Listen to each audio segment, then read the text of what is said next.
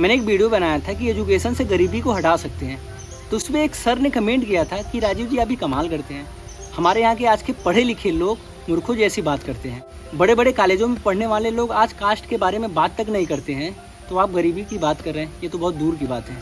Sir ने बिल्कुल सही कहा है, क्योंकि आज का जो एजुकेशन सिस्टम है, इससे सिर्फ इतना एजुकेशन मिल पा रहा है हमें कि सिर्फ हम एक कंपनी में काम कर सके और हम सिर्फ उस कंपनी का विकास कर सकते हैं और कुछ नहीं। हमारे समाज में बहुत सी बुराइयां हैं, उसमें से एक सबसे बड़ा बुराई है कास्टिज्म यानी जातिवाद। और जातिवाद से हम आपस में बढ़ते हैं। हमारे आपस का बंटवारा ही अंग्रेजों को बहुत फ़ायदा दिया था और इसी का वो फ़ायदा उठा के हमारे ऊपर बहुत सालों तक राज किए थे। और जातिवाद का ही फ़ायदा उठा रहे हैं आज हमारे यहाँ के पॉलिटिशियन।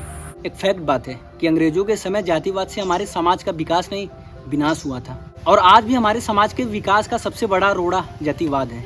जातिवाद के कारण ही हम आपस में बटे थे, जिसका अंग्रेजों ने खूब फायदा उठाया और हमारे ऊपर कई सालों तक खूब कोड़े भी बरसाए। वो तो धन्यवाद हमारे फ्रीडम फाइटर्स को, यानी स्वतंत्रता सेनानियों को, जिन्होंने अंग्रेजों से लड़ के अपनी जान का बलिदान देके हमें आज़ादी दिलाई। और ना समझ या सही शिक्षा के अभाव के कारण आज भी हम जातिवाद वाले जाल में फंस गए हैं, जिसका फ़ायदा खूब पॉलिटिशियन उठा रहे हैं।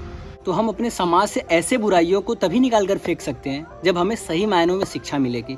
जब स्कूलों में बचपन से ही बच्चों को ये बताया जाएगा कि समाज की इन बुराइयों के कारण हम इतिहास में कितना जुल्म सहे हैं और इससे आगे कितना दिक्कत होगी, तब जाकर बच्चे जब बड़े होंगे तो इसके बारे में सोच पाएंगे। तब कहीं जाकर हमारा समाज और देश सही मायनों में बदल पाएगा।